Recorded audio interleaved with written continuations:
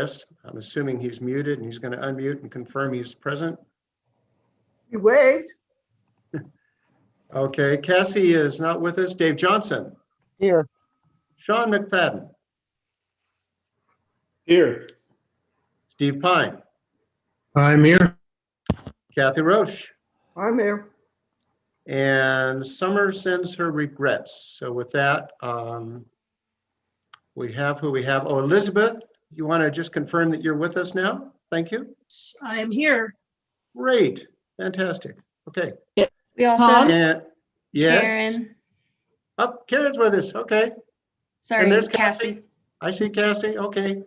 Hey, it's all Yeah. coming together. Well, we I couldn't just- get access. I Okay, just go love it ahead. when a plan comes together. Yeah, so Sean, in particular, welcome. I know that you've attended, I think, the last 3, but now it is official. Your appointment is official as of I think, the 20th. So welcome aboard. Thank you very much. And I will also announce, regrettably, that Peter Holter, due to some developments, just didn't have the time to continue as NLA rep. So Peter has resigned. So Larkspur is in the process of looking for a new NLA rep. And with that, I guess I will move to meeting minutes. Is there a motion to approve the minutes as presented to us? So moved. Dave Johnson made that motion. Is there a second? I'll second. Lisa Mushel seconds. All in favor? Show of hands, this works for me. Anyone opposed to those minutes or anyone requesting any changes to those minutes? Okay, done. Minutes approved, and I'll have to ask Michaela if we have public comments that we need to know about. We don't have any written public comments, but we do have, looks like, one attendee.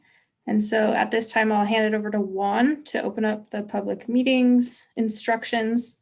For those of you who are attending the meeting and wish to provide public comment, you can use the raise hand feature to let us know, and you will have 3 minutes.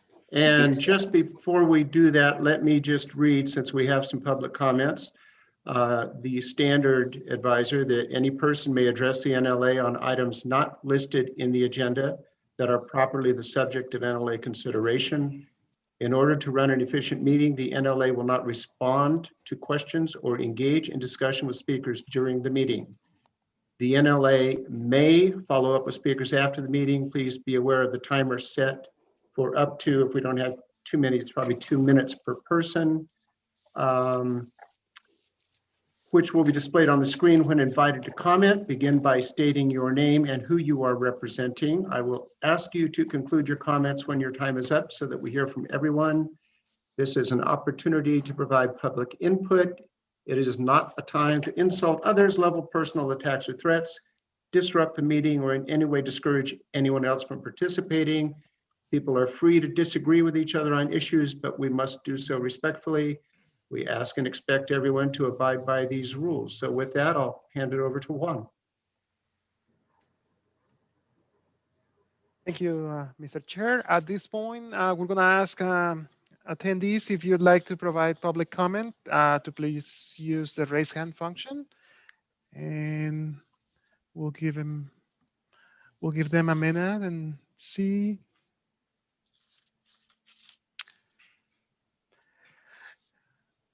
I am not seeing any hands, Mr. Chair. Okay. Well, then let's get back to our other business at hand. And next up, we'll get right into the meat of it.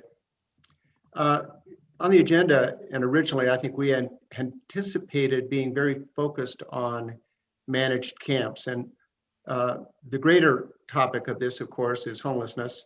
And we have a very dynamic and fluid situation, including some very late-breaking developments. And so we're going to pivot a little bit, and we're going to speak to some of the latest considerations on strategies to end homelessness in Bend. And I'm going to kick that off with Carolyn Egan. And from there, Carolyn will deftly hand off to other presenters as we move through the city's portion into Homeless Leadership Coalition and others. So Carolyn, it's all yours. Thanks so much, Hans, and hi, everyone. It's good to see all of you again. I am thinking, and I'll maybe push it back to Hans just for one question. I wonder if it makes sense to have Colleen and Lindsay and Eliza give their presentation on homelessness and the services that are provided to those who are experiencing homelessness. And then I'll take it from there with the turnkey and some of the development code changes. It seems like the basis for some of the things that we're proposing to do with the city is the work that Lindsay and Colleen and Eliza do. So would that be okay with each of you to have them start? Carolyn, I think that makes a lot of sense because I think otherwise we're going to have so many questions, and I think a lot of those questions are going to get answered if we start the other way around. So let's do it just that way. So Great. We'll put you after. Okay, so I'm just going to take 1 second and introduce these three fabulous women to you. Lindsay Stalling is with Mosaic Medical. One of our fabulous service providers, Colleen Thomas, is the Homeless Outreach Coordinator and Homelessness Services Extraordinaire over at Deschutes County. And then Eliza Wilson works over at JBarJ, and wow, she has a really impactful story that maybe you'll get some glimpses of during this presentation. So you are in such good hands with these three women, and I'm going to turn off my video and listen and learn from them, and then I'll be back when they're finished. Great. Thank you so much, Carolyn, and thank you to you all for having us today. We're so excited to be here. Michaela, will you be driving for us? Okay, wonderful. So as Carolyn said, Lindsay Stalling, and I'll just start by saying what brings me to this work is really the fact that at Mosaic Medical, we have from Bend, Redmond, Madras, and Prineville, more than 1,200 patients for whom we wish stable housing was the prescription we could write. And so my work on Homeless Leadership Coalition is absolutely drawn by the fact that every day our medical providers meet with patients who have deep housing needs, instability, and insecurity. And so that is what brought me to the work at Central Oregon's Homeless Leadership Coalition. Colleen, do you want to talk about what brings you to this work before we get started? Sure. Thanks, Lindsay, and thank you everybody for having us here today. As Carolyn mentioned, my name is Colleen Thomas. I'm the Homeless Services Coordinator for Deschutes County. I also chair the Homeless Leadership Coalition, which is our local continuum of care that we'll be talking about. And really what brings me to this work is that I truly, deep in my heart, believe that all individuals deserve to be treated with dignity and respect, despite their housing circumstances. And so I try to hold that at the forefront in all the work that we do to provide education, outreach, and engagement to those experiencing homelessness across our region. Eliza. Yeah, hi guys. I'm Eliza Wilson, and like they said, I work for JBarJ Youth Services, and we're a large organization that provides resources to homeless youths locally. And I'm also the chair of the Coordinated Entry Committee and on the Homeless Leadership Coalition board. What brings me to this work is that I'm formerly homeless youth and was homeless most of my life as a child, and then with my family, and then also, you know, into adulthood, and that's really what drives my passion with this work. So I think we'll get started. If you can go to the next slide. You know, homelessness in Central Oregon is really a complex issue, and we know that our neighbors experiencing homelessness really have a variety of needs. We have, you know, unaccompanied youth who are homeless. We have veterans who have families, individuals and families in our area. And there's not really a one approach to provide resources for those people. They really need a variety of resources. One story that comes to mind is a young woman who lived at Grandma's house, where I'm actually the program manager. It's a shelter for pregnant and parenting teen mothers and their children. And she came to Grandma's house when her baby, she was in high school, and her baby was about 3 months old when they came, and she was a senior in high school. She ended up graduating from high school. attending college while she was in the program and stayed with us for almost 2 years. And really the reason she was with us for so long is because of the housing issues in Central Oregon, really not being able to find affordable housing. But through, JBARJ being a part of the Homeless Leadership Coalition, we were able to work with other organizations, Epic Property Management, actually, who's a part of the HLC, contacted Mosaic, who's also a part of the HLC, who contacted us to let us know, hey, there's an open apartment available. And through working with Grandma's House and then Neighbor Impact with Rapid Rehousing, we were able to get her into housing, her first apartment with her baby, which is right across the street from an elementary school, which is perfect for them. And then Furnish Hope, another organization in Bend, was able to furnish the apartment for them. So really that's like a true testament to the community that we're building and the type of work that we feel like is needed in our community to bring us together. Next slide. Great. Thank you, Eliza, and thank you for sharing the wonderful work of JBARJ and the collaboration that we have in Central Oregon. It's really a testament to show that we as a community really rely a lot on one another to be able to prevent and end homelessness. So a lot of you on this call might have heard the Homeless Leadership Coalition. So I'm going to give a brief kind of overview of what the HLC is and some of the work that we do. So the Homeless Leadership Coalition is our local continuum of care that serves Crook, Jefferson, Deschutes counties, as well as the Confederated Tribes of Warm Springs. The continuum of care is a HUD mandate, so Housing Urban Development.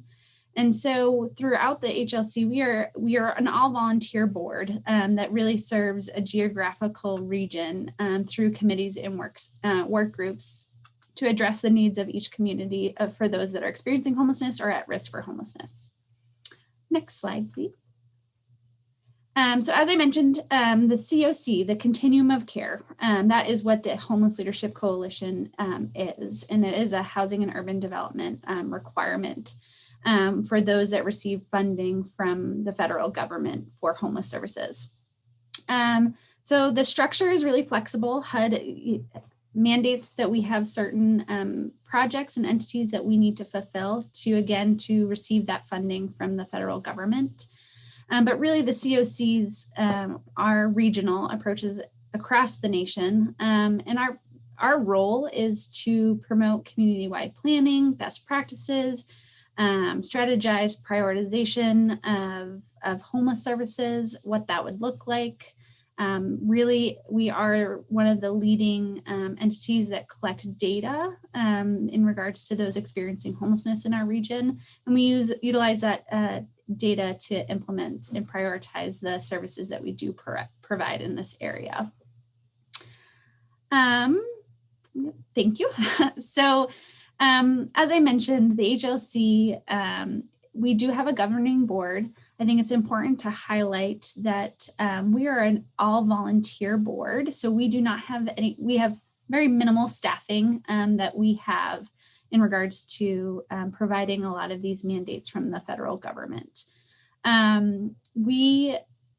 So the continuum requirements from HUD are one of the big ones that you might hear us talk about or reference in the community is we implement the annual point in time count, which we just wrapped up this past month. And that is an outreach effort to survey and get more data on those experiencing homelessness in our region so that we can better implement services to meet the needs of those in our community. We also, our mandate for us is to implement and utilize a data system called the Homeless Management Information System, HMIS, which is almost, if any of you are familiar with electronic health record systems, it's similar to that, but it's specific for individuals experiencing homelessness. Those that receive federal funding through the Continuum of Care, the HLC, there are mandates for those agencies to participate and input their data into that system. As I mentioned, we do conduct system planning and prioritization of the funding that we do receive. And through that, we try to do a gaps analysis as well to see where are the needs really at. And so we can leverage the limited funding that we do have. One of the big pieces to receive the funding through the continuum of care is that entities or different agencies really need to highlight the ways that they are going to prevent and end homelessness by quickly rehousing individuals experiencing homelessness. So part of that is we do have system performance measures through HUD that we track through our data that's then put into that HMIS system. All right, next slide. Again, as I mentioned, we're a 11 to 15 member board, all volunteer. We have certain representation on our board, our governing board. We try to have a geographical representation of all of those cities within the Tri-County area, including the Confederated Tribes of Warm Springs. We also have a requirement to hold positions with those board members that include individuals with lived experiences, as Eliza mentioned. We do, through the continuum of care, the elected board members designate a lead agency and a collaborative applicant, which is currently Neighbor Impact. They help ensure that as the continuum of care that we are aligning all of our efforts with HUD's guidelines and requirements. We do have a governance charter that we abide by as we continue to leverage those fundings and different requirements from HUD. As you can see here, the HLC board, I kind of highlighted this already, but we really are ensuring that there's collaboration across agencies providing homeless services, as well as those that receive certain funding to ensure that we are aligning with our mission of preventing and ending homelessness, and that there's a regional strategy and approach to ensure equity across the region. We do have different committees and work groups that help us fulfill the requirements of HUD. Again, all volunteer. All right, next slide. Lindsay, did you want me to take this one? I think this was, yeah. Okay, so again, a continuum of services. So we are the continuum of care, the Homeless Leadership Coalition. And so we have a continuum of services in different agencies that we work with. And it's really important when we talk about homelessness to understand that there are so many different levels and needs and gaps in really resources that we have in our region. I know we'll talk about this a little bit later in our presentation, but when we look at housing and solutions to those to end homelessness and the barriers that those experiencing homelessness face, we have to look at it as outlined here, from prevention all the way up to permanent housing. So this is some of the agencies across our region that are providing services to those experiencing homelessness. As you will see, we don't have a huge list of permanent housing options for those that are experiencing homelessness, but there's a big piece of that in that continuum. We want to prevent individuals from experiencing homelessness. And then for those that are experiencing homelessness, that we categorize that as dignity services and street outreach by really engaging with those that are living and experiencing homelessness, and then working with them through that continuum of services and connection to providers to ensure that they can be connected to permanent housing. So it's really a spectrum of services that we all see, and there's some gaps that we would like to see fulfilled to be able to really make an impact on the numbers of those experiencing homelessness in our region. Thanks, Colleen. So I'm sure you guys care about the numbers. You heard from Colleen that we do have some requirements, both in terms of systems and regular reporting or performance measures that we need to give to housing and urban development to continue to receive some funding to our region to meet the needs. And that funding is dispersed to some of the agencies that you saw on the slide previously. And one of those ways that we collect data is through the annual point in time count, which we just completed for 2021. It's a one-night count You basically ask people currently experiencing homelessness and in shelters, where did you sleep on the night of January, whatever. So we work with service providers to literally count those individuals. If they consent to a count, people can decline, and try to collect some information about the root causes of homelessness, how long they've been homeless, what other co-occurring factors might exist. And use that as a baseline to sort of track how our community is doing as we address this circumstance of people finding themselves without a safe or stable place to sleep at night. And so in the 2020 count, we had 969 individuals in Central Oregon that are experiencing homelessness. Again, that was those that we knew were in shelter or that we could locate within the time frame for that count. In January, which can be kind of a rough time to be on the streets. And about half, 52% of those households were single adults, 43% were households with children, and 5% were classified as unaccompanied youth. So youth that were on their own. And next slide, please, Michaela. But we know we have other ways of really tabulating how many people are currently experiencing homelessness. And so we thought we would share with you last year's warming shelter numbers, because that is a bit more consistent, people who are regularly accessing services. So here you see a table for each of the communities in Central Oregon where we operated a warming shelter throughout the winter. One column has the number of unique individuals, and the other column has the number of nights that shelter was open. And so you can see that we had 820 people in Central Oregon, or 327 people in Bend access shelter services last winter. What we know is that we've expanded our capacity quite significantly here in Bend this year. I think there are 60 beds now in our Bend warming shelter off of 2nd Street, and it's full every night. So we expect that these numbers will be higher, and we have been open more consistently. So we look forward to reporting on the number of people who were accessing a safe place to sleep and eat in shelter this winter. Next slide, please. One of the other factors we report to HUD is how many available shelter beds do exist. And so if you remember on the last slide, there was over 800 people in the months where shelter was open that were extra beds. These were not year-round beds, they're just cold weather shelter beds. This page here shows you kind of, year-round beds that we have available. And you can see that the number of beds that we have available does not nearly meet the need for people who are currently experiencing homelessness. And so you don't need to know the definitions on the left side of what is emergency shelter versus transitional or permanent. The real big takeaway here is there are many more people who would like to be safe and warm and stable and receiving supportive services to transition out of their current experience.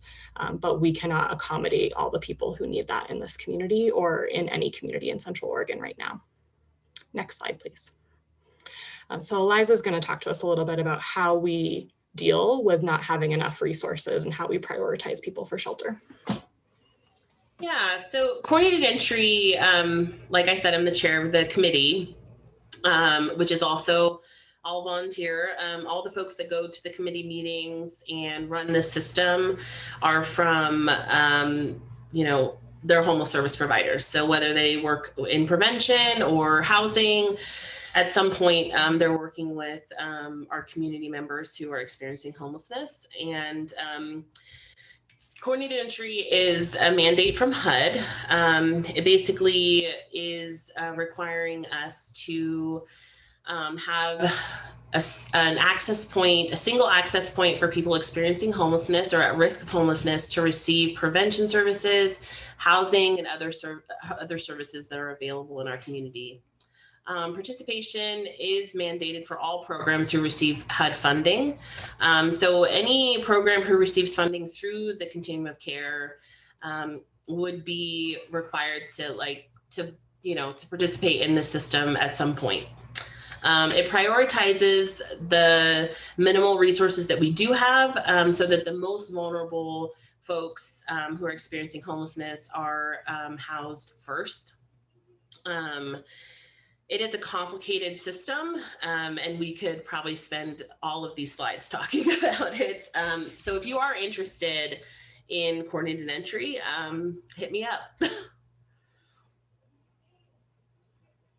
Housing, I think that's a really simple way to put it. Housing ends homelessness, right? If we had housing available for all of our folks who are experiencing homelessness and the supports really to maintain that housing, we wouldn't have homelessness. Ending homelessness means that if someone does experience a housing crisis, our community has resources to provide support to them at the time, and so that they can be stably housed, maintain housing. And really, I think the goal for communities across the nation is that we would have what we call functional zero. This would mean that, this milestone is that we would essentially have solved homelessness, or maintain, zero folks without housing. And that's really, there's a lot of ways that communities have, worked on this. And before a community can start working towards functional zero, they have to first gather quality data, have a by name list, and really work on what are the causes of homelessness within the community and each communities that are experiencing homelessness. So thank you, Eliza. So really, you've heard us talk a lot of maybe some buzzwords too, but of what are our needs in our community? What are we as the continuum of care for Central Oregon looking at and advocating for? And I come back to that piece of we need a spectrum. When we talk about homeless services and solutions to ending homelessness, it's really a spectrum from a navigation center, which is a place where individuals can go during the day, where there's service providers on site to help individuals access, whether it's just shelter, whether it's those dignity services we mentioned, or if it's getting on housing wait lists to find permanent housing. We talked about a little bit about the warming shelter that we have here in Bend, but we need low barrier year-round shelters for all individuals experiencing homelessness in our region. It is not something that we want to be in the conversation every year come the fall of where are we going to be for a location for warming shelter. We need something year-round and that low barrier. And when we refer to low barrier, it means that there aren't any requirements or really barriers for somebody to find housing.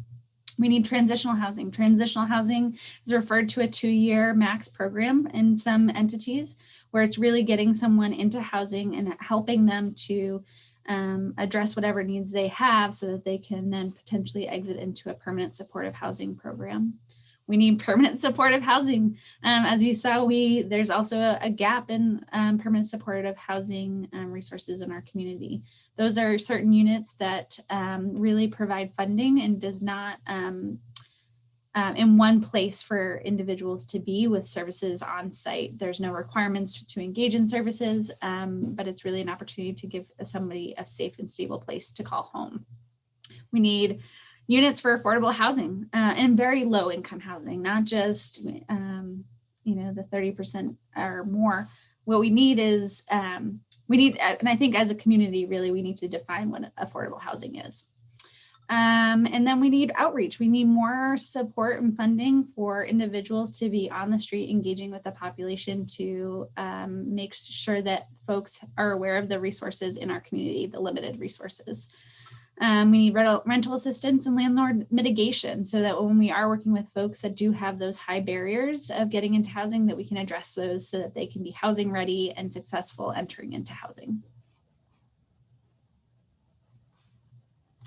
So we also wanted to give a little call to action. I'm sure you guys will ask us some questions. Carolyn and others will speak to what's going on in town right now. But as far as the Homeless Leadership Coalition is concerned, we want to grow awareness of the concerns we have and the priorities we have. So we encourage people to sign up to receive our newsletter. It comes out semi-regularly, maybe about once a month. And you can sign up for that at our website, cohomeless.org.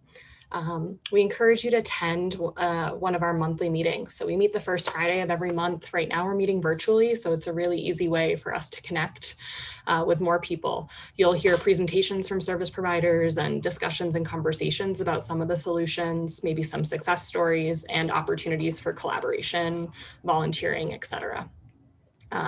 You all already give so much to your community, so maybe share with a friend that many of our agencies here in town are looking for support that is not only financial, but also strategic, right? Joining their board, advising them, connecting them to skilled volunteers to meet some of their needs. We're working with a lot of grassroots and emerging organizations who are growing programs and scope of services, right? So we have some that are really well established, like Neighbor Impact, who've been here for so long and have a highly skilled team. And we have other agencies that have 2 people and they're trying to write those grants to keep their doors open and keep doing street outreach.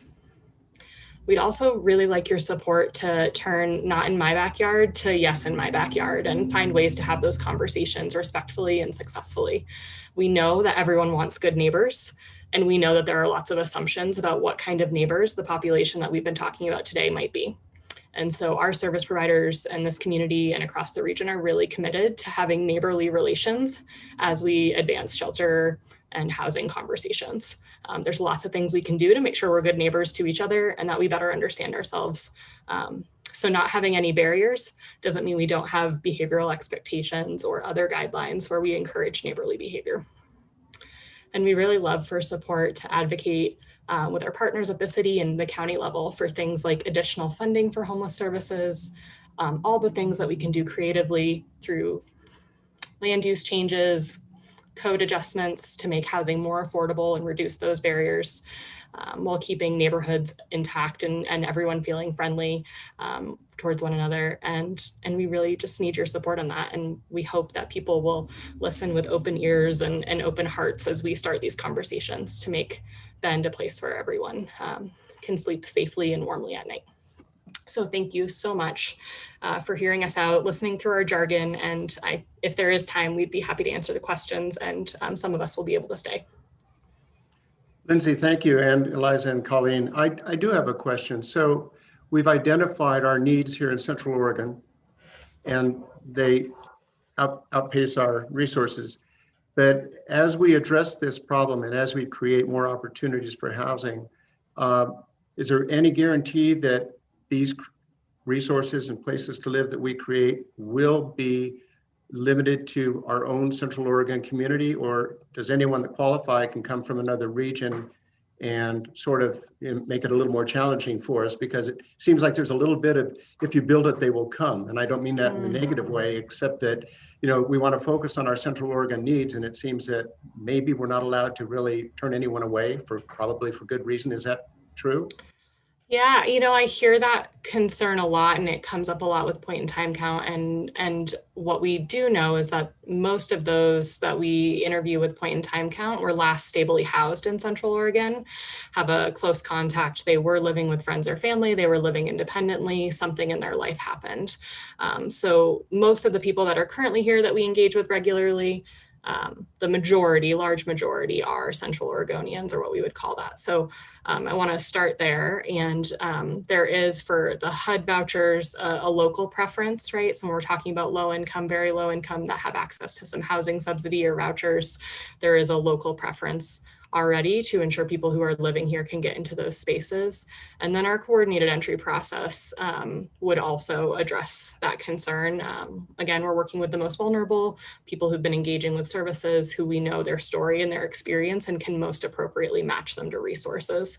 So they would likely rise higher on the list than somebody who showed up, let's just say, on a bus on Tuesday. So that's how I would answer that question. Colleen or Eliza, would you add anything?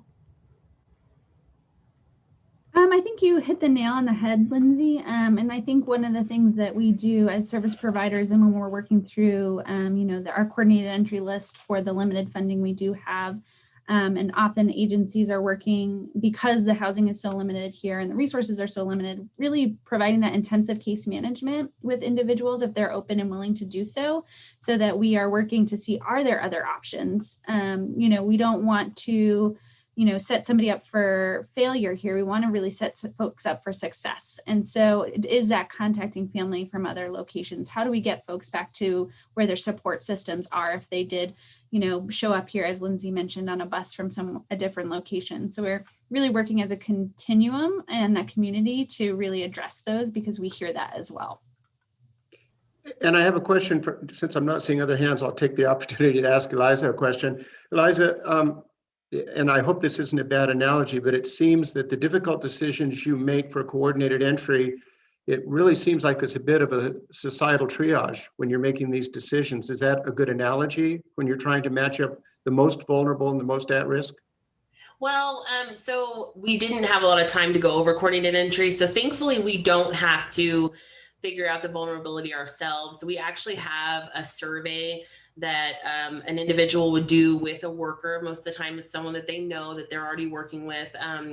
So they're all service providers, like shelter providers, do this survey in the area. And then they can access the survey in a lot of other places, like, when it's not COVID,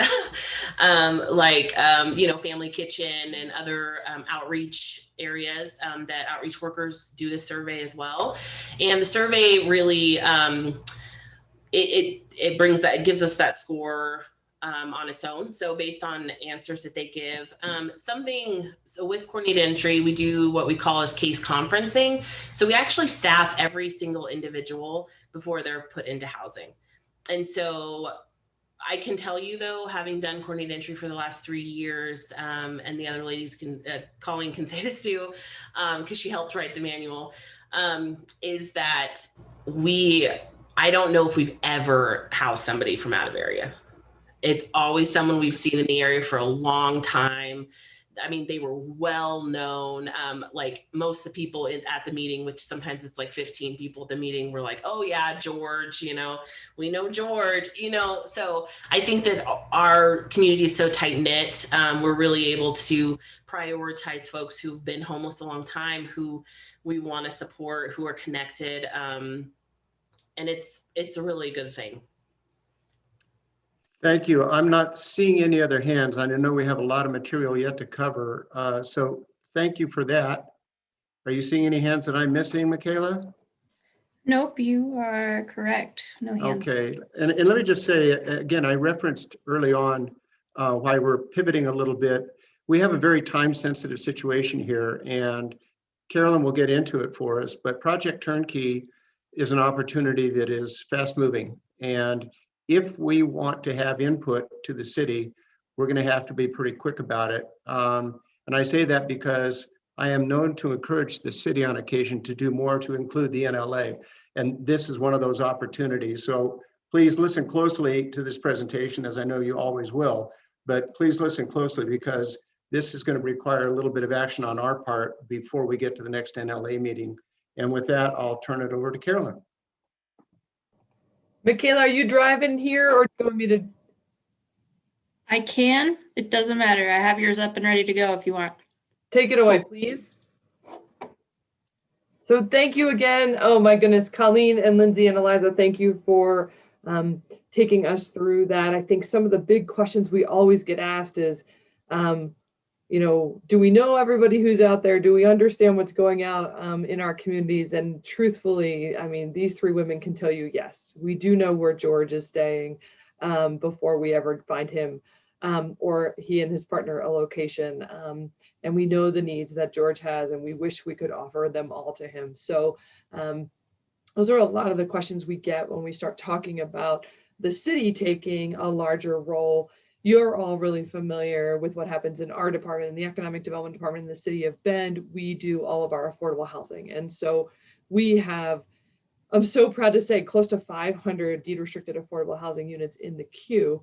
But one thing we've never really stepped into outside of a sort of peripheral funding relationship is around more shelter beds. And from some of the charts that Lindsay showed earlier, you can see that we're not meeting the need today or the need in January 2020 for shelter beds. And then COVID happened.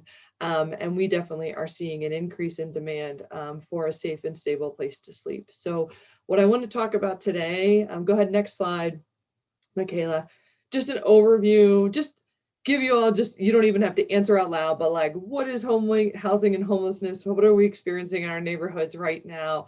Talk a little bit about Project Turnkey, which is truly what's putting the pressure on this schedule.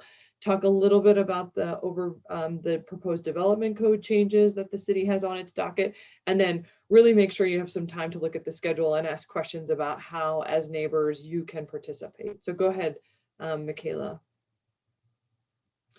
So you don't have to tell me, but I just want you all sort of to think, what are we feeling like as community members, what we're experiencing around housing and homelessness in all of our neighborhoods.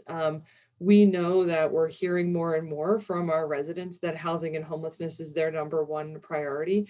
It's a shift away from 2 years ago where absolutely transportation and congestion was the #1 priority. And on more and more surveys, we're hearing about housing and homelessness. We hear homelessness under housing, so build more housing units, and we hear it under safety, where we're saying, can you please help address this homelessness issue?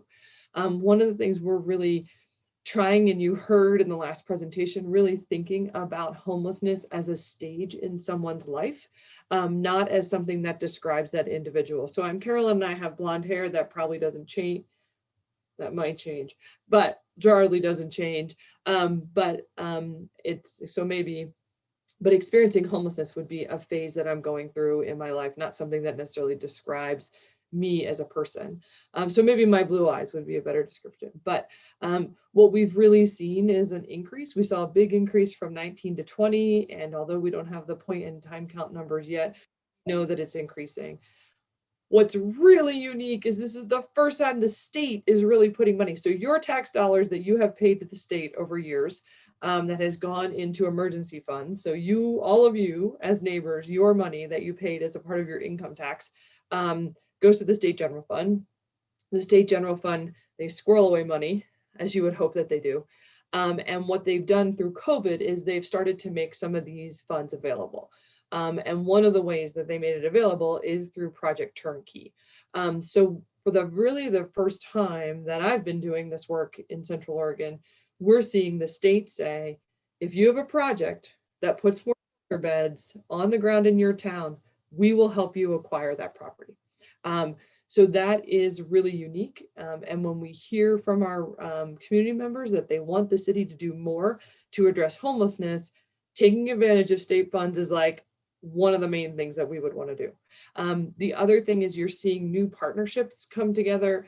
The Homeless Leadership Coalition's been around for a long time, but really the city stepping in and engaging much more actively with the Homeless Leadership Coalition is a new role for us. And we're seeing the city go ahead and have the political will to create new funding establishment or funding mechanisms, not just for housing, which we traditionally have, but also for all of those services that, as you heard earlier, are what makes the housing work for the individuals who need a little bit leg up in making sure that they can stay in that stable housing. So go ahead, Michaela. So Project Turnkey. Project Turnkey, the way the state legislature has been working for most of the last year is through executive order, as many of us know, and then through the E-Board. So the E-Board is the executive board of the legislature. And basically what's happening is the legislature is turning funding authority over to the E-Board. After the fires that happened last summer, the E-Board allocated $65 million in basically rainy day funds from the state into Project Turnkey. 30 million was assigned for the 8 counties that were wildly impacted by a wildfire. And then 35 million was assigned to the balance of states, so the other 28 counties. So Deschutes County is in the other 28 counties. So $35 million available for cities in those counties, any group, nonprofit entity, or city or county to apply for the funds. So we went ahead and made an application. We made a joint application with Neighbor Impact, and Autumn is here on your screen from Neighbor Impact. Sorry, Autumn. I forgot to introduce Autumn. She can answer any questions about how the project will be managed if they come up, but we did a partnership with Neighbor Impact to say we would like to acquire a motel in Bend. Neighbor Impact will manage the facility in partnership with all of the other service providers in the region. And so really adding 65 shelter beds to the chart that Lindsay showed you earlier. And what we really expect is that Fuse will have a handful of locations, Thrive will have a handful of locations in that. And so we're constantly always have the rooms full, and we know that we're providing the best services that we can. One of the things that happens is that with the increase in the number of people experiencing homelessness, many of our service providers are tapped out. So in terms of being able to have one organization that could handle this, we're not there. Neighbor Impact is managing the COVID isolation motel. They're now managing a second COVID isolation motel. And so the idea that they would have the capacity to manage a shelter seemed unrealistic. And so the partnerships are key. What we have just agreed upon is we have a purchase and sale agreement. So for those of you who have been in real estate or ever tried to buy a commercial building, you know that a purchase and sale agreement is the first thing where basically the parties agree to the terms of the sale. And so we've agreed to the terms of the sale. The price would not exceed $5 million, but the price will be determined by appraisal. And we have 60 days to determine the feasibility. So does it have a good roof? Are there any environmental problems with the property? Do we agree that the hotel is in the state and in the working order as described by the seller? And then we have 30 days for final approval. So these 2 points are important. So the feasibility timeline is 60 days, and that is going to line up with some of the development code changes that I'm going to talk about next. One of the things that you heard earlier was that every winter we have to scramble to get a warming shelter. And the primary reason for that is that the Bend Development Code has not been updated for temporary housing since 2001. And so we have not had a clear path for Shepherd's House or Neighbor Impact or Mosaic or anyone to come in and say, we would like to build a shelter. And so when we do the warming shelter, we have to declare a winter emergency every year. And then the city manager has the authority to approve the shelter. So one of the key reasons, aside from all the obvious ones that other communities would have around resources and capacity and community support for shelters, our development code has not allowed for those to be easy to cite.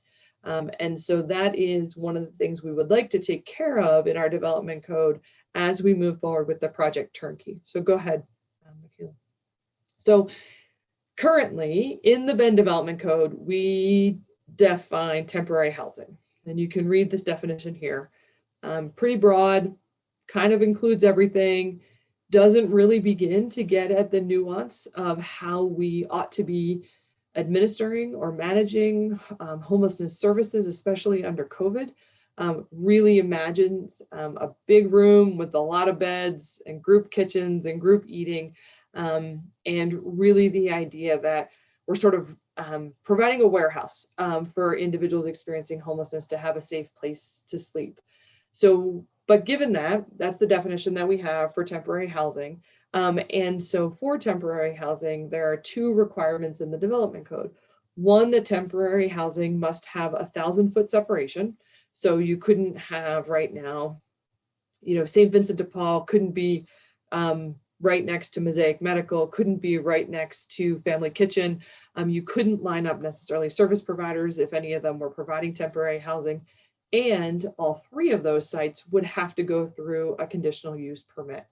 And so what we are proposing to do, and this I think is really where Hans would like us to focus, like the NLA to focus its attention, if I put words in his mouth, is around the process by which the city will go about changing these two parts of its development code, removing the 1,000-foot separation requirement and allowing temporary housing as outright permitted uses in commercial zones. So go ahead, Michaela. So one of the things that's just so easy to show is that this is the old mill Inn and Suites, which is the property that we have the purchase and sale agreement, and right next door is St. Vincent de Paul. So if you think about the fact that you want to provide services and that the definition of temporary housing includes services, professional social services, having a shelter next to St. Vincent de Paul makes sense. But the development code right now doesn't allow us to do it. So removing the 1,000-foot separation would allow the housing portion to be located in proximity to other service providers. go ahead, the next one. And then we want to remove the conditional use permit. So for those of you who've been following along since 2016, we did have a new part of our comprehensive plan with the adoption in 2016, and that was really around urbanization. You'll remember that we had to have efficiency measures. This is where the core TIF area comes from. This is where the changes related to 2001 or House Bill 3450 come, where we really have a mixing of uses to accommodate urbanization, which this is something the state requires us to do. We've been removing conditional use permits. Conditional use permits tend to be subjective. They can be really time consuming, and removing them results in more objective criteria and way more certainty. So the proposal to remove the conditional use permit and allow temporary housing in commercial zones is consistent with the CUPs that we have been removing for other uses. I think it's very likely that one you'll see next would be childcare. We have conditional use permits for childcare, and we know we need childcare. So just an example of a place where we continue to need to modernize our code to meet the objectives that the state has asked us to meet and we've agreed to meet through our comprehensive plan. It really allows for more integrating and a variety of uses. And we know that when we have a higher mixing of uses, we have more amenities in our community. Go ahead. So the areas, when we say commercial zones, removing the CUP in commercial zones, we're really looking at 3 parts of town. The purple that you see on your map is everything zoned in the city of Bend commercial general. So think Target and World Market. Big box retail is what we tend to allow in commercial general. So in the areas where we would allow Target and we would allow World Market and we would allow Costco or Walmart, we would allow a temporary housing to be cited with as an outright permitted use. Now they still have to go through a land use approval. We as the city, when we convert this from a motel use to a temporary housing use, we'll have to go through a land use. There's still a land use approval, but there's not that added barrier, that added cost of the conditional use permit. So go ahead, Michaela. The second area of town is the commercial limited. You can see that this is scattered way more throughout town. And so this would be another area where we would allow, again, the citing of temporary housing without a conditional use permit. And then finally, we would make the change in the Bend Central District. So go ahead, Michaela. So the Bend Central District has its own zoning, it's special. And so these are the lots that would be in the Bend Central District that would allow temporary housing without a conditional use permit. For those of you who followed the core area planning, you'll remember that the #1 priority for that advisory board was more affordable housing.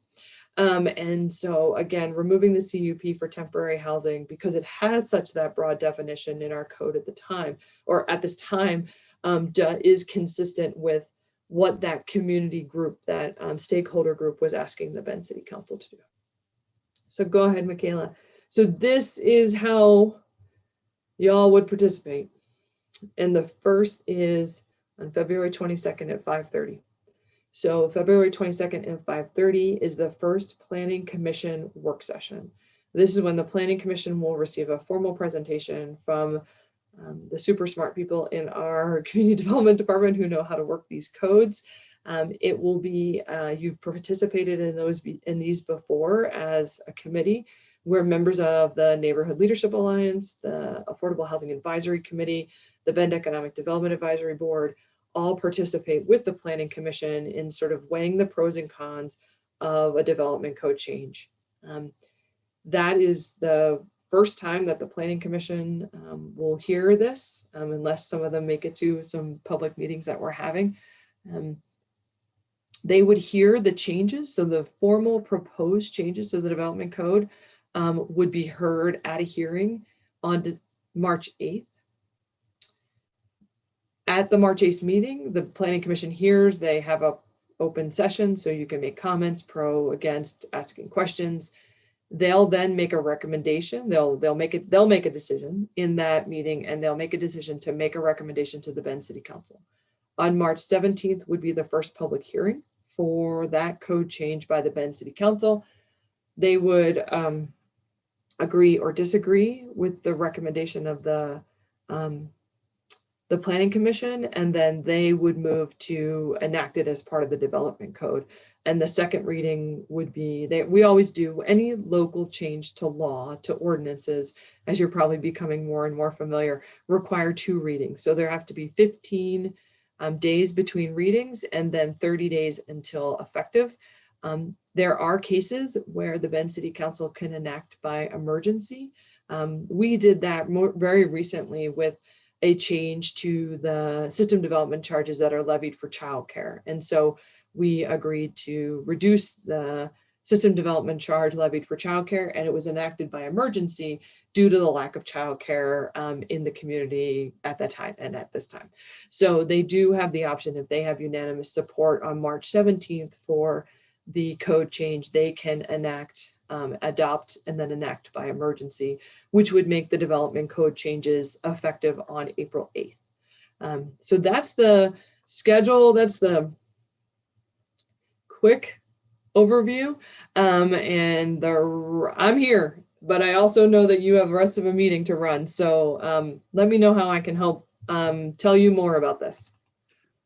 Carolyn, if I can just ask to clarify, this public hearing that would need preferably a couple of NLA reps really is to speak to the code changes, correct? Correct. Yep. So we're not there to tell the city how we feel about most anything else. We're there to represent how we feel about these proposed code changes, just to be clear for the audience. Yeah, the way that the Planning Commission is going to hear you the best is if you really provide comments based on the criteria on which they are allowed to make decisions. So many of you may be in town when we had a Walmart proposal on the north end of town. And many of the comments we got was, don't allow Walmart, they don't pay high enough wages. And those are not criteria that the Planning Commission is allowed to use to make its decision. So it may be factual, it may be your belief, but it's not the decision, the criteria they're allowed to use. So in as much as you can really provide comment based on the criteria the Planning Commission's allowed to use to make decisions, they are going to listen with both ears. And I see Elizabeth Rhodes has a question, I believe. Yes. I was wondering, what is the rationale behind that 1,000 feet of separation? Why is that in there? Why is it? Oh, that's a good. Why is it in there? So 2001, Bend was just a more suburban place. And so when we were thinking about temporary uses, they're more broadly defined as Christmas tree lots or goodness, I'm trying to think of other temporary uses. Maybe the vegetable guy on Broster House and 3rd Street. So I think it was really meant to separate those temporary uses that you may allow seasonally, or you may allow maybe like a pop-up store of some sort. And we didn't want too many of those too closely together throughout town back in 2001 when we had a much more suburban layout. Temporary housing is one of the temporary uses that got caught in that separation code.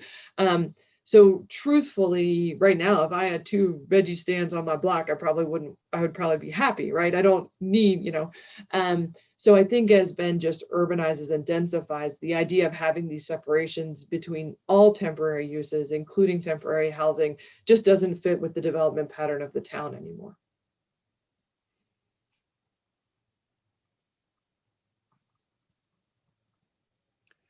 I'm not seeing any. Oh, Dave has a question. My board really needs to see this recording, because I'm going to need some feedback from the board for the 22nd meeting, and I'm definitely going to be needing some feedback because March 8th is also the date of our next meeting. Yes. So a lot of things are going to happen between now and then. So I really want to send out the URL for this recording today and let my board start getting on board.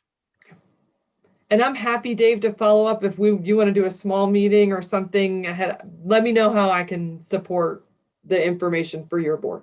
Okay, well, but let's start it with Michaela sending me the link to the recording because there's nothing better than hearing it live.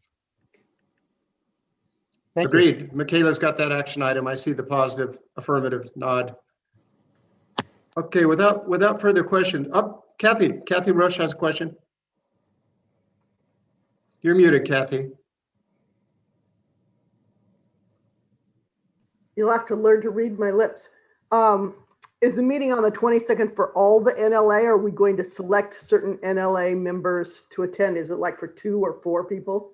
Well, thank you so much for that segue. I would love to have 2 volunteers from the NLA, and I will add that I am the liaison to NART for NLA, and that is a NART meeting, and I'm not trying to get out of anything, but if we could have at least 2 representatives from NLA to speak to this issue and to present our community points of view during this planning meeting, I think that'd be great. And I would say, rather than put anybody on the spot right now, let me offer up that if you are able to volunteer, want to volunteer for this opportunity in this meeting, please let Michaela know. And between now and the next few days, we will collectively gather information, do some outreach, provide some prompts. If we have questions for Carolyn, we can do some follow-up, but we can absolutely facilitate the information that you as a volunteer for this meeting would take to the planning meeting. So don't hesitate. Is that a yes, Kathy? Yeah, I'll volunteer. I just put it on my calendar and it was free, so. Great. And if there's, Thanks, Kathy. Lisa, you're there. You go. Yep, thank you. I got there. I just want to clarify that the goal for the Planning Commission meeting on the 22nd will be to present the NLA overall statement. It's not necessarily to present individual opinions, right? And we are about to have that just. Oh, did we? Clearly, Lisa, out. She froze. Yeah, I can answer this again when she, oh, there you are, Lisa. So the Planning Commission work sessions are an opportunity when the community development staff will present this, pretty much what you heard tonight, in more detail about what exact changes will be done to the BIN development code. And then our reps, what their job is to do is to learn, but also to, be able to pinpoint the areas that maybe the neighborhoods will be wanting to weigh in on. And so what we're asking of you is that for this committee, I'm going to send out the link to the presentation. You can share this with your boards. You can facilitate kind of discussions behind the scenes. And then if you're sending me your comments, I'll be able to prep the folks that are going to go to that work session just with some general themes that we're seeing from the neighborhood associations. And then in addition, we can provide you with some prompts too, if you need help with those discussions. Go ahead, Dave. Yes, I wanted to ask Hans, is this an opportunity to have a working group meeting to go over the NLA inputs? I mean, our next meeting is going to be the day after the council meeting. So I would say that we need to have some place where we can share the input that we get back from our boards. Let me pass along to Chris because I think he wants to chime in on that same piece.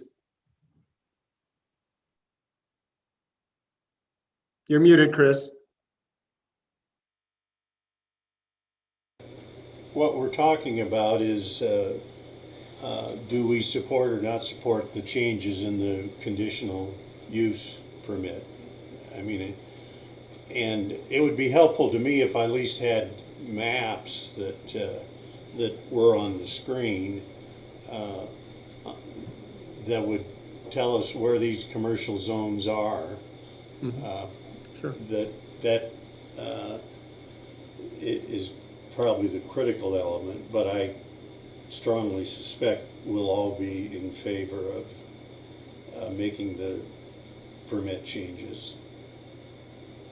Michaela, I'll ask you, I know you will, and send those out to everybody. Maps. Obviously, everyone would be interested in seeing not only how it affects their neighborhood, but how it affects the city as a whole. Yeah. Earlier today, I did send out the slides, so you'll have those in your email Yeah. inbox. I've reviewed them, and they're in that package from today, Chris.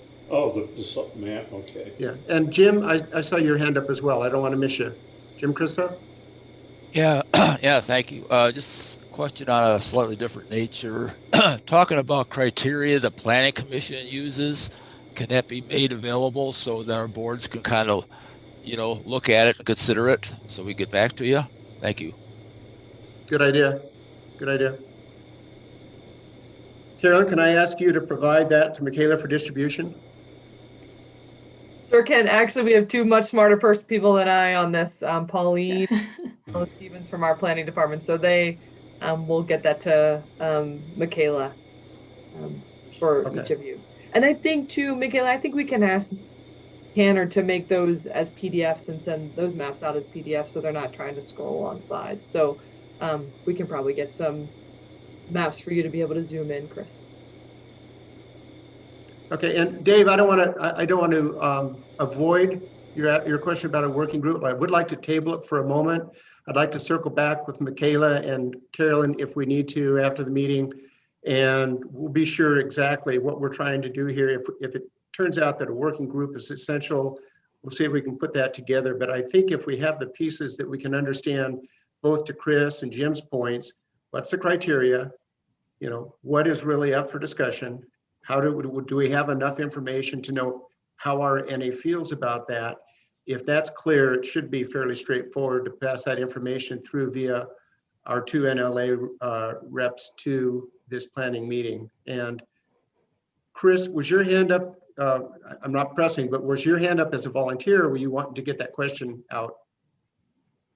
It was only for the question. Okay, no problem. No problem. I mean, thank you. Come back if you really need me, but. Yeah, and again, if after the fact, if this is of interest to you, it's good that we have a person. I would love that we have more than one person, but the key thing is to be represented for the NLA. We fight to have a voice. So when we get this opportunity, if we don't take the opportunity, it's an opportunity lost. That's my opinion. Well, I agree. Okay, with that being said, Carolyn, thank you. Appreciate it. Thanks so much as always. And I want to, we're gonna push and defer that managed camps piece.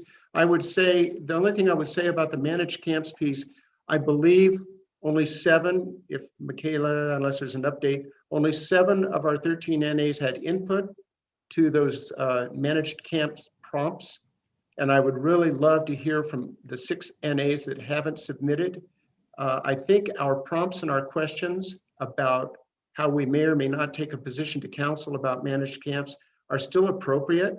Obviously, this latest development is a little different direction, but I think our concerns about managed camps and our options are still very relevant and will be going forward. So if you haven't if your NA has not submitted to Michaela, please submit so that your NA has a voice, and so we can consider as an NLA what statement we may or may not want to make to council. And again, I think the managed camps piece is still important, but right now it's not front and center like Project Turnkey. And with that, let's move on to working groups because, Kathy, we're running out of time. Go ahead. You're muted. I haven't read your lips yet. Okay. Real quick question, since many people have, or neighborhood associations have not turned in information to that, we had some confusion over what our final version was. Can we submit a revised version to you, Michaela, from Boyd Acres? Yes, of course. Okay, thank you. We'll take all we can get.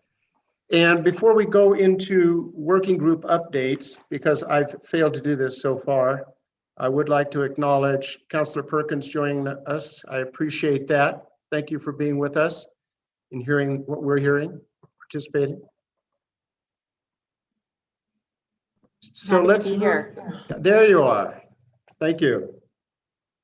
Let's move on to working group updates, and I'm going to let Lisa kick off the land use working group. And there's a couple of dates to remember as we go forward there. Lisa? Great, thanks, Hans. Michaela, did you get my PowerPoint on email?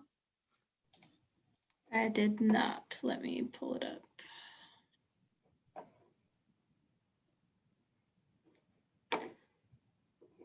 So I'm back in front of you. I'll give you an update on the land use working group education plan, as well as House Bill 2001 and our recent approval on the code changes for the city of Bend.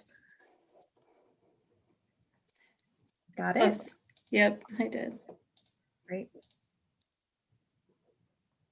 Thank you. So with regard to the land use working group on the land use education plan, here's the project timeline for us again, and you can see we are still on target. We have a meeting this week, this Thursday, and I'd say between this Thursday and maybe our meeting in March, we should have most of the materials at least completed for the draft form. I think we're darn close there. And then they need to go through the process of the City of Bend review for both legal and planning.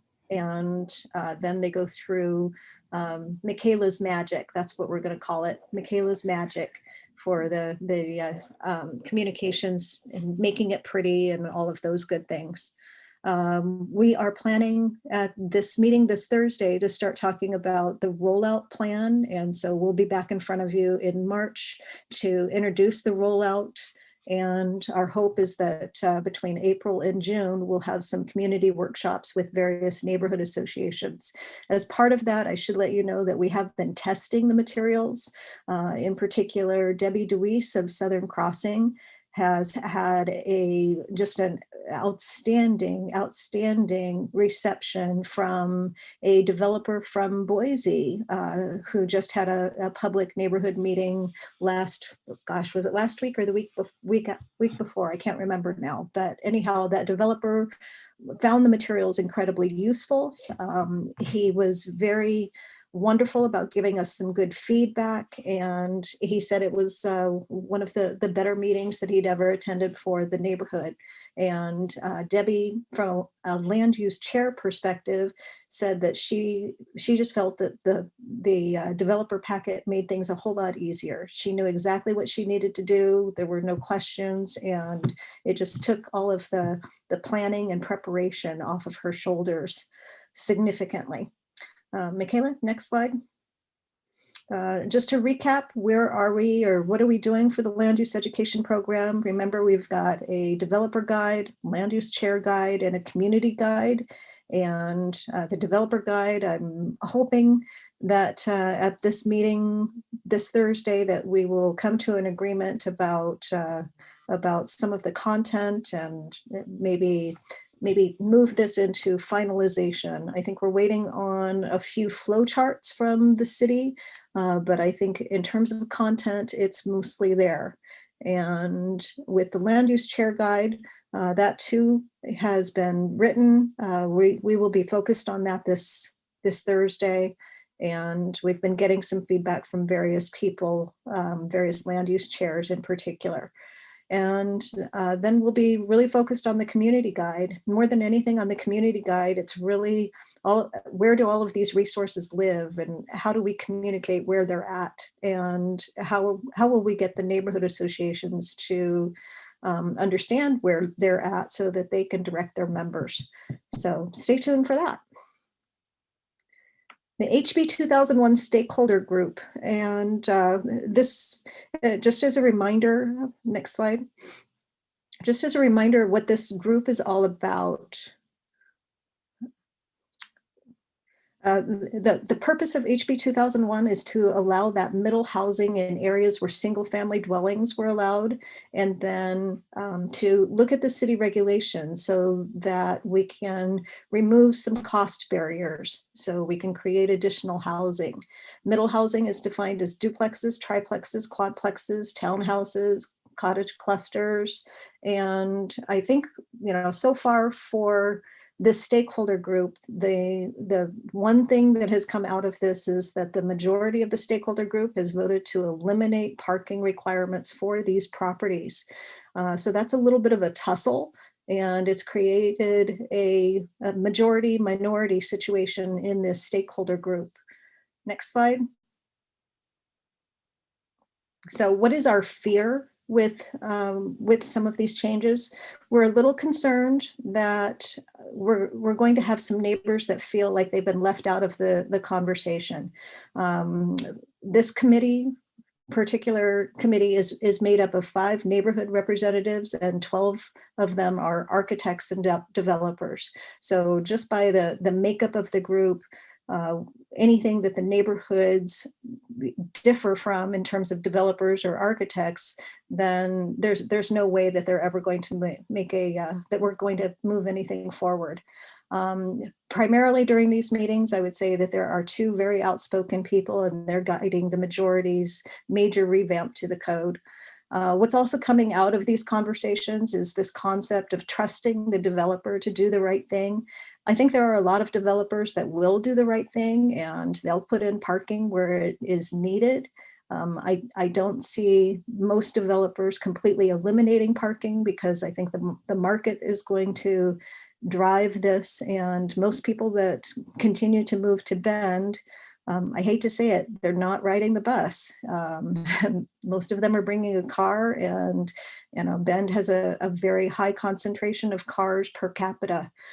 We are foreseeing some future neighborhood tension where residents who do not have parking areas on their property will take up guest parking on the street or create parking in right-of-ways. I think you can drive through areas of town, and if you go and you look at some of the multiplex living situations, then cars can be, frankly, they can be anywhere and everywhere. I see them on the sidewalks, I see them in right-of-ways, I see snowmobiles in right-of-ways, all kinds of things. And that's a concern for some neighbors. One of our other concerns going through these discussions is that there seems to be a lack of presentation or discussion around what other communities our size, what they're doing, and according to our growth predictions. In other words, there's a very heavy emphasis on solutions that are appropriate for very urban areas, i.e. Portland. And when we have these discussions, because if we put things to vote, what ends up happening is the majority, the architects and the developers, they're winning those votes, and they're not having to offer rationale behind their claims. So we're not really seeing a lot of research on that. It's put those of us on the neighborhood perspective, it's put the burden on us to provide research, and that's been a lot of work. Next. At last month's meeting, I gave you some action steps, and I am happy to take calls from people. I will say any of the other neighborhood association or neighborhood representatives would also be happy to talk with people to get you up to speed so you can understand these provisions. And you need to be letting your boards know, and you need to start thinking about what kind of communication you should be sending out to your neighborhoods. There is definitely a solution for many areas that don't need parking, but some areas, some of our neighborhoods absolutely have to have it. We may need the NLA to come up with some kind of statement around a minority report, and we need to be ready to present that to the Planning Commission or even to the council when it's appropriate. So in terms of timing, start talking with your boards this year, and then expect the recommended code changes to come around next spring. So we have some time here. We've got some time to get it out to our neighborhood and educate our citizens. And then on a happy note, land use notification code changes were approved. We had the City Council's second reading on February 3rd. As a reminder, we have 3 changes. The increase of the notification areas for type 3 development applications from 250 feet to 500 feet, And then the notification signs are going to be posted within 10 feet of the right of way, and they'll be posted throughout the comment period. I just want to compliment the people that have been working on that. That includes the members of the Land Use Working Group.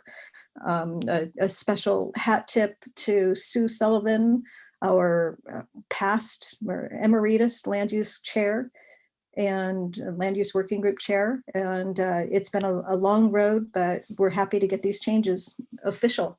And they should be effective, I believe, the first part of March. And that's what I have for everyone. Thank you. Thanks, Lisa. And Michaela, I had originally thought that it was March 5th for the effective date for these changes, and I saw March 3rd in your email. Is it the 3rd? My notes say the 3rd. Pauline, you can correct me if I'm incorrect. It's 30 days following the approval. So any ordinance that gets approved after the second reading goes into effect 30 days, which I believe is March 5th. Oh, okay. I mean, it's not important. The important thing is, after a lot of work, we finally got there. So congratulations, Lisa and the Land Use Working Group for that. I'm going to pass it over to Karen to speak to us about boundaries. And we've already discussed it to some extent. The Boundaries Working Group is a little bit in a holding pattern until we wait to see how council weighs in on the boundaries issue and how that's included, or to what extent it's included in the biennium goals, which we should know by the end of next month. Hence the informative presentation of our last working group. But with that said, I'm going to pass it off to Karen. Thanks, Hans. I just wanted to let you know that at our February meeting, Richard Ross, I think the vice chair of the Old Bend Neighborhood Association, gave a historical presentation on Bend's boundaries from 1904 to 1975. And it really showed how Bend had started out and was platted originally, and then how growth occurred. And it was really fascinating to me. It's a good learning tool. And Michaela's going to make it available as a YouTube video that you can share with your boards and also your membership, because I think it gave a really good overview about development of Bend in the past. I also think that it reminded us that there's a complete communities section in the comprehensive plan. And I think that's going to be really important as we go forward into looking at what defines a neighborhood and what is criteria. And they do have existing criteria for complete neighborhoods in that code. So that was a good reminder. Like Hans said, I'm not quite sure what our March meeting will entail until we get more details from the Bend Council about priorities and boundaries. I think what we'll be doing is looking at what constitutes a neighborhood, because we do know that neighborhoods are coming into like the old farm district that were recently annexed, and that the code doesn't take into account those changes.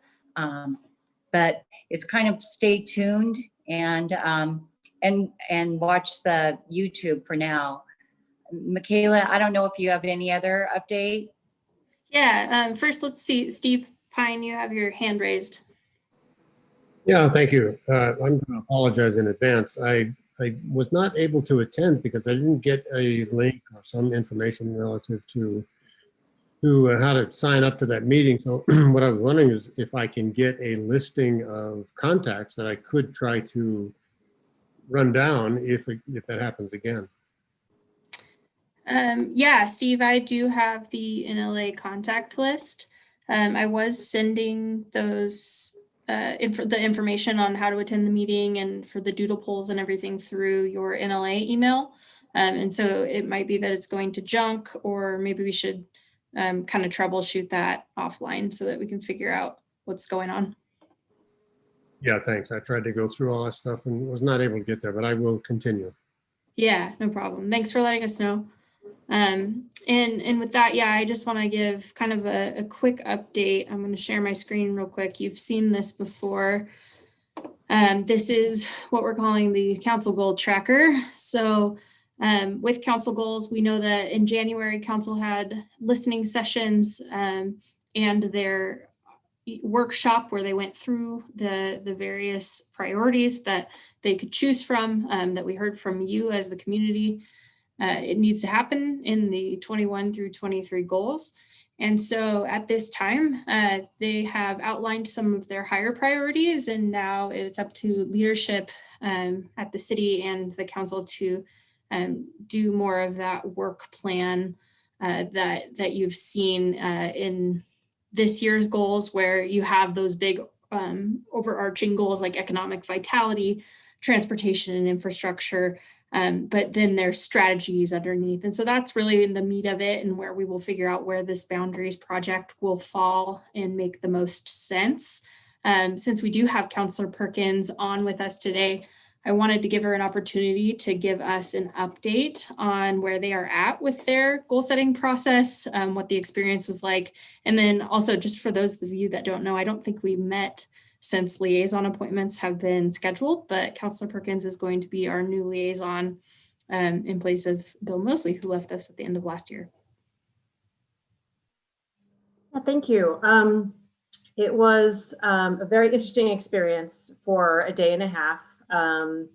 We sat in seven separate rooms and really with a facilitator, and really, talked about the future, and tried to come together as a new council to find out if, what kind of shared goals that we all have. And we found out that, we have a lot of shared goals, and,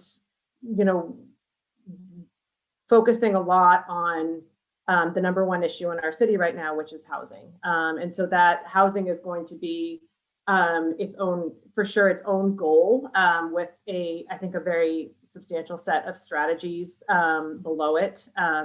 That's sort of the direction we're going into. Transportation as well. That's going to be its own separate goal. I think we're going from 4 goals to 6.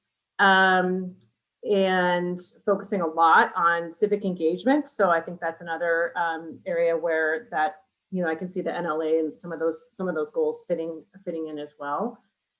We, at our next meeting, we have a little working group right now, sort of working on, really making sure that these 6 goals are exactly where we want them to be, and they will present them at our work session on our meeting, which is the 17th.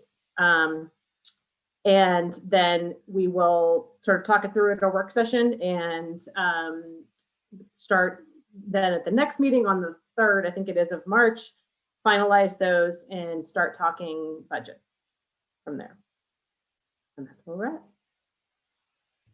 Thank you so much, Councillor Perkins, and welcome. We're excited to have you here. Councillor Perkins was a member of the Summit West Neighborhood Association for a long time, so she's very familiar with neighborhood association operations.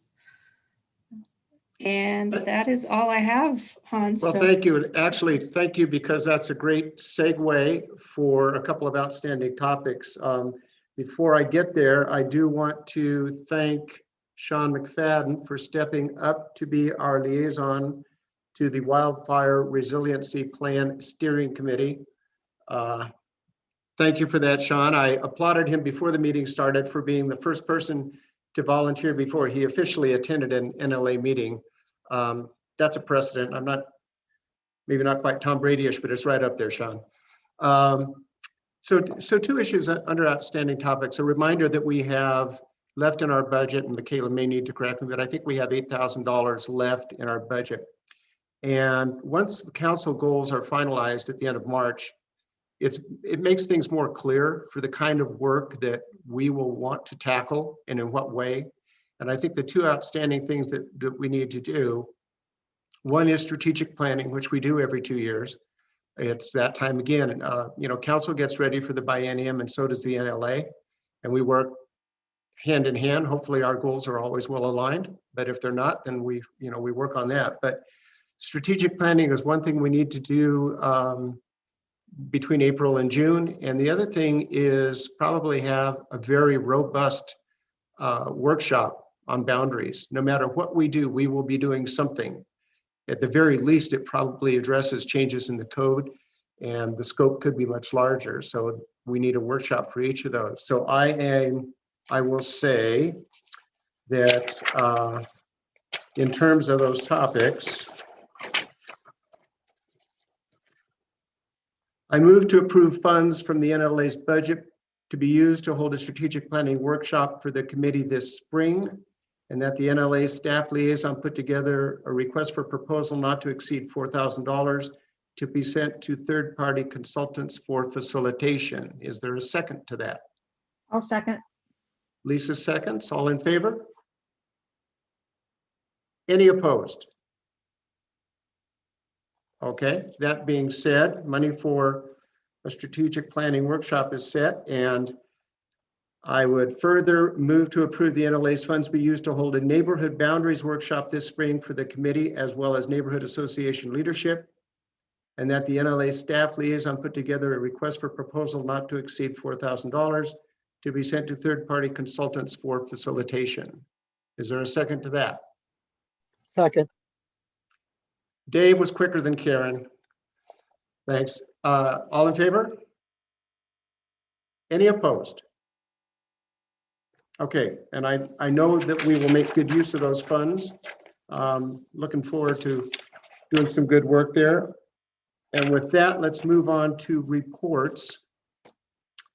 And for the benefit of Councilor Perkins, I will tell you that we end each meeting with each NLA rep taking a couple of minutes to update us on things that are important to their NA.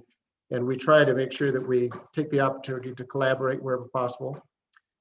And since I guess Aubrey Boot starts with an A, so I will start out. The things I want to mention, a couple of things have already been mentioned, but I'm going to reiterate a little bit.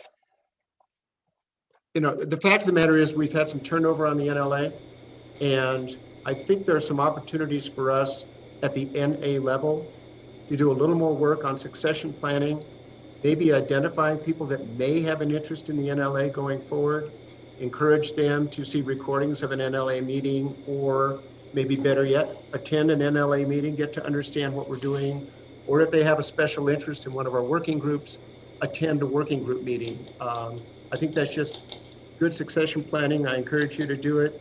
ABNA is actively working on that at the moment. ABNA is also going to be collaborating with Summit West and Century West, specifically to see how we can work together. We have many common interests in our neighboring NAs, and we're going to look for ways to be more effective and efficient. Obviously, if we can combine resources for some of the same messaging, eliminate redundancy, as the saying goes, many hands make for light lifting. Further to that, we are going to work closely with Century West Neighborhood Association for an April 22nd event they have that is fire safety focused. And that's of great interest to us, of course. And we are also going to work in conjunction with that event to promote FireWise communities within Aubrey Butte. We have over 20 HOAs in Aubrey Butte. I think only 3 are FireWise certified. So that's going to be a collateral effort that we make, working basically just taking advantage of all the work that CWNA is doing on that side. And to Lisa's point, lastly, about being prepared to weigh in on some of these issues about parking in 2001, we have a very experienced ABNA member that has an acute interest in land use and in planning, has the experience as a real estate attorney. He is very interested in being involved in that discussion on behalf of ABNA, and I encourage you to, if you have the time to go out and find people. If you do find people that have the experience and interest, that's critical. I mean, the more educated people we have, we've always said, we want people involved and preferably want informed people involved. And I think council and staff like it when we have informed people involved in the process. And with that, I'll turn it over to Lisa, I think is next. Well, if we're going alphabetical, I think Boyd Acres is actually next, but I'm happy to go. So just in the interest of time, I'm going to go. So let's see. Century West has actually had kind of a rough month, and we lost a community member.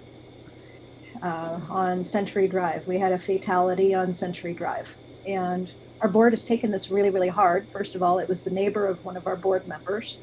And we don't have all of the specifics here. If you look at the paper, if you look at what has been said about the fatality, they're saying that speed wasn't a factor, and they're saying the road wasn't icy. And so we don't know for sure what happened here, but we've been advocating for lower speeds on that road, and in particular in that area, which is right in front of the Mount Bachelor Village townhomes and condos. And we've been advocating to have that speed limit drop to 35. And it's been a really tough thing. I think everybody here knows that Century West put Century Drive on as our top choice for the NSSP. And because of the amount of money that it's going to take to do any kind of change on Century Drive, we weren't able to get anything funded for right now. So, and we understand that. We understand that this is a huge ask. Last year we had a fatality on that road, and it was a motorcyclist where a deer popped out in front of the motorcyclist. So it's hard to point to it being a speed issue there, but we've got some issues on this road. We have so many more homes and so many more people that live right off of Century Drive between Tethero and East and West Campbell. There's a lot of development going on up there. The lodges at Bachelor View, I think that's added another 60 homes or something. So we've got a lot of pressure on Century Drive. So I'll be talking a little bit more about that. And I can't say enough how sad we are to have lost our community member. She was a lovely lady. And then on other news, Hans has already spoiled my glory, if you will. We've got our annual meeting planned for April 22nd, and we will be doing a fire prevention and education program. We're looking at ways to have that count for those communities who are FireWise certified. You should be able to count any time and energy and count that as an educational event. So you have an opportunity to recertify your FireWise program. And that's all I've got. Thanks. Thanks, Lisa. And I should say I always follow the roll call as it's presented in our agenda, which means Karen is next. Thanks. It'd be helpful sometimes if people could tell which neighborhood association they're with.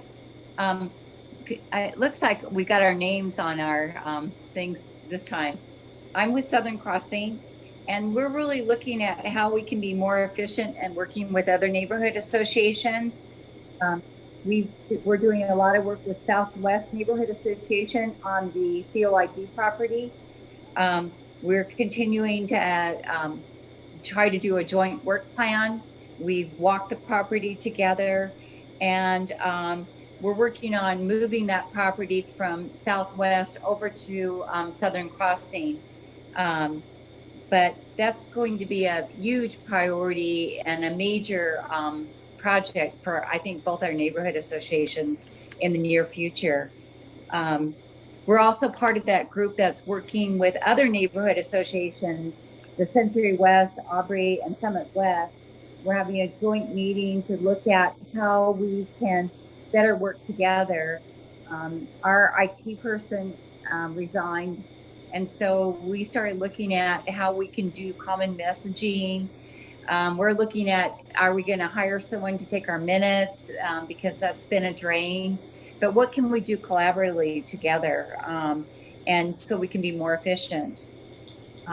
We had 2 retreats and did our work plan for the year.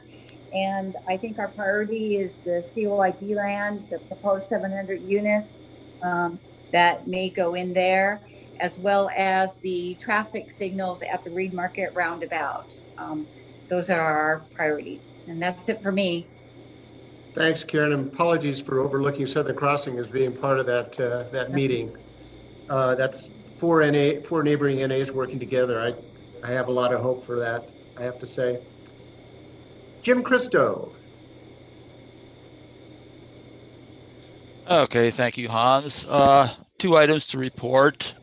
Last month, I reported that our website was down. Unfortunately, I still have no update on that, so it's still down.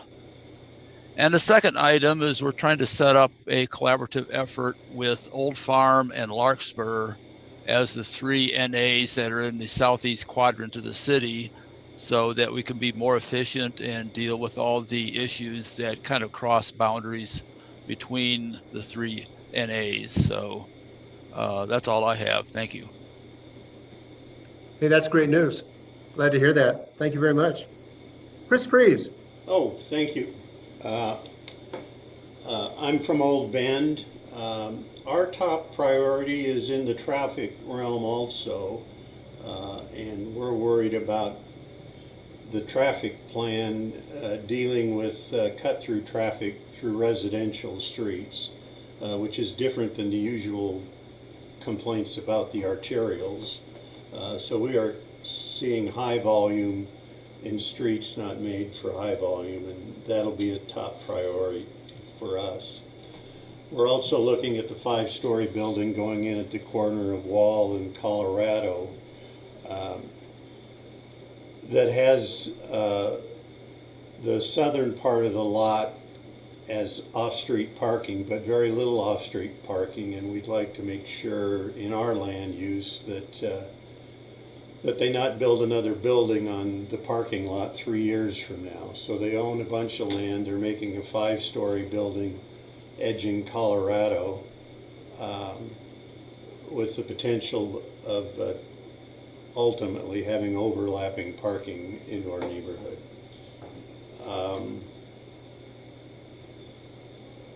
We really are wanting to see the Deschutes River Trail completed between South Drake Park and Miller's Landing. It would be helpful for the city as it'll hook greenways together, and it's just very crowded with sidewalks non-existing and people walking up the middle of a narrow street all summer long after they float down the river. So that's the Deschutes River Trail that's part of the traffic plan that needs to be completed. Somewhat to Michaela, we have had experience with the pop-up camp near Crux Brewery and the disarray that goes there with garbage in the neighborhood, no sanitation provided for a group that's camping and growing. And specifically, we think camp-wise, it might be better to look at 5 or 6 dispersed camps throughout the city rather than a single campsite for wherever it's sited, if it's ever sited.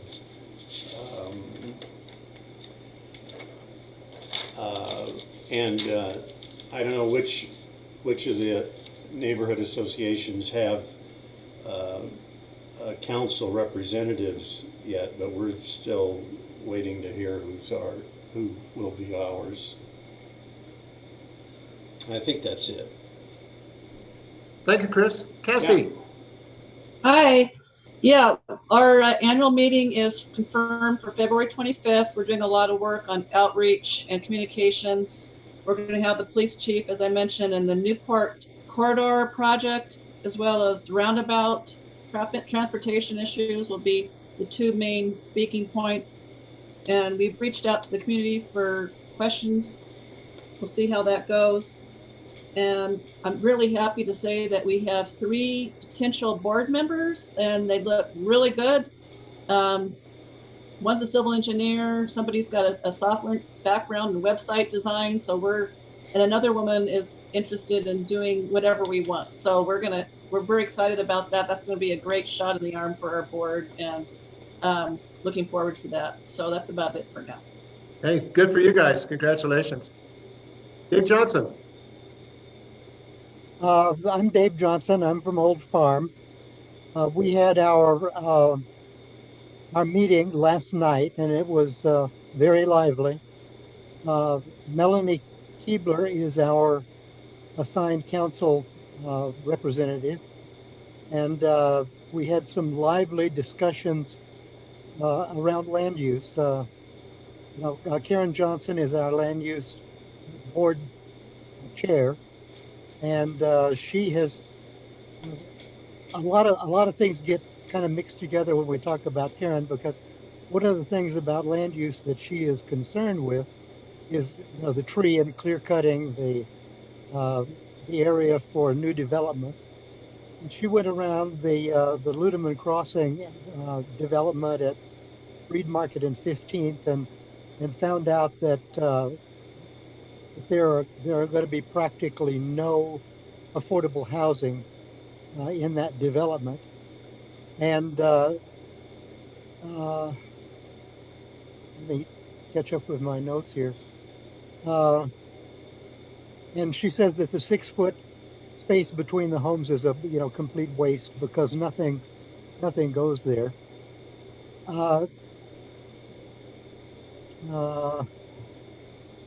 Southeast Area Plan is going to the city in March. The Stevens Master Plan, she made sure that was available to us. And in the Easton Master Plan, she brought up that the proposed development will not be affordable. So a great deal of her discussion was about affordability, but there was a great deal of discussion also about Councilwoman Keebler's discussion on parking, that the city code have no restrictions on the middle housing for providing parking. And we as a board think that is not very long range looking, and just trusting that the builders are going to do the right thing is kind of sophomoric. So anyway, that was the discussion that we had, and like I say, it was lively, and we'll probably continue to have both of those. And I reported on what we were doing in the land use subgroup and the neighborhood boundaries subgroup. So, and I'm going to be posting this webinar tonight so that we can get this homeless issue discussed before the February 22nd meeting. But thank you very much. Good deal, Dave. Thanks. Sean McFadden. Don't have a whole lot to add other than I'm from Summit West.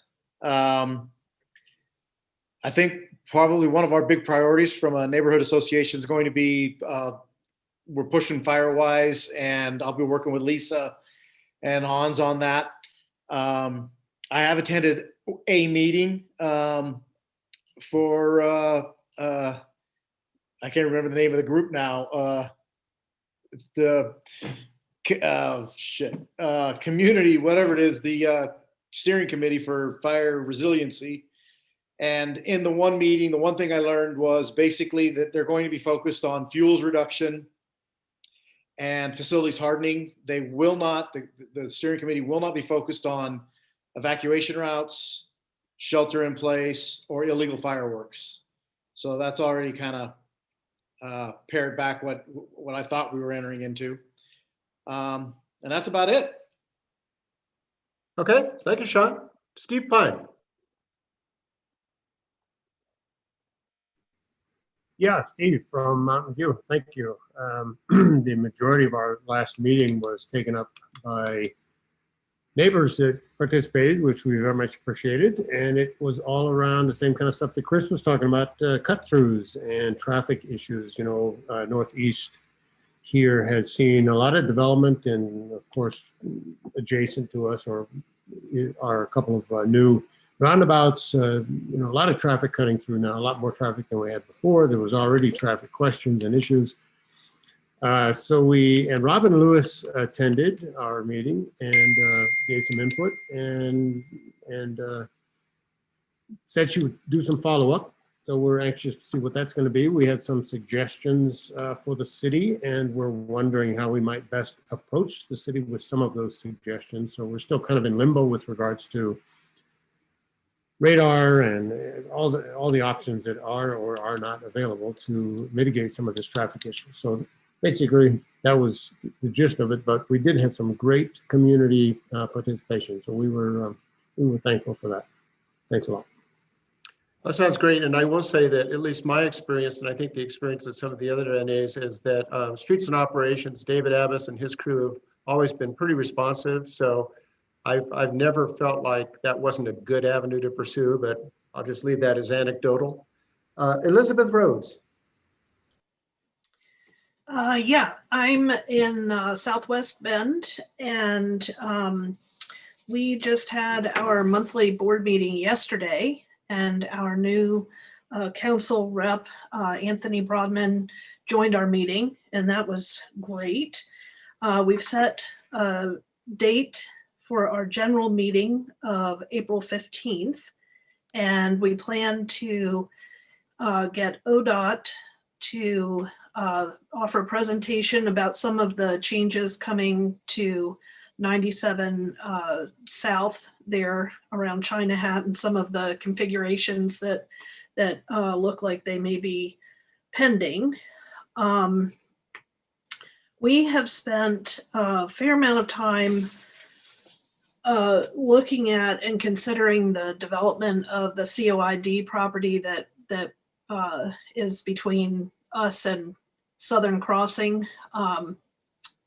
I was one of the ones that walked the property last week, I think, and there's great concern about that potential development of 700 plus homes in that space, and where the entrance exit would potentially exist, and what the impacts to traffic and just all sorts of impacts within our neighborhood would, with a development of that size coming in kind of in the middle of things.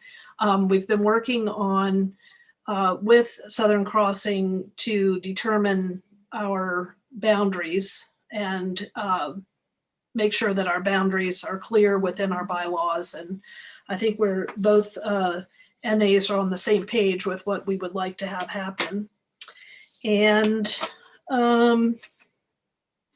yeah, some focus on the use of illegal fireworks and the concern for fire hazard in our neighborhood. There's been an ongoing big display in Southwest Bend that is pretty concerning. It's ignited 2 fires in the past.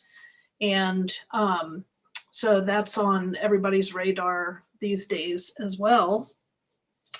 And we did determine that Southwest Bend does support the tree ordinance and also has concern about the reduced parking for some of these middle housing projects, and also feel that it might be short-sighted as we go on not to have enough parking for those residences. And I think that's it. Great, thank you. Nice to hear that there's more collaboration going on as well. Kathy Roche. There, I'm unmuted before you could remind me. We at Boyd Acres had a meeting with a presentation from ODOT on the North 97 plan. Seems like they're always changing slightly, so we do fairly regular updates with them. And whatever they do will impact our neighborhood because 97 runs through the middle of Boyd Acres. And we also heard from the library on what the plans are for the new library that was part of the last election. The bond issue passed on that. We submitted some information. I believe we submitted information on the NSSP projects that we still support what we had before. And we also did submit something on managed camps, but there was some confusion at the end and the wrong edit got submitted. So I'll get with the board and see if we can submit the right edit to the talking points there. We don't have a general meeting until June, we continue to have board meetings, and I don't know when our next one is scheduled. I think we're still figuring that out. And I'm on the illegal fireworks group. That's just a committee that's not associated with a particular neighborhood and not associated with NLA. But yes, they have some documentation of what they were talking about, what Elizabeth was talking about with the pit, where the big fireworks show occurs that's full of illegal fireworks. And my neighborhood, of course, Boyd Acres, has concerns about illegal fireworks. And we continue to work with the other neighborhoods that have the most concern about those. So I think that covers everything I have to share. Thank you, Kathy. And thank you all. I appreciate it. Anything we've not covered, Michaela?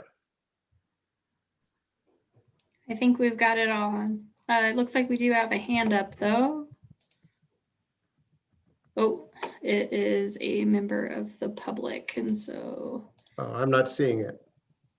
Yeah, it's an attendee. So if you would like to open a public comment period, you can, but that time has passed. So. Well, I'm afraid that time has long passed, and I would encourage anyone to join us at the next meeting. And we will make every opportunity to be sure that you are heard. But having said that, Kayla, I have 1756, so I will adjourn the meeting and thank you all for your contributions.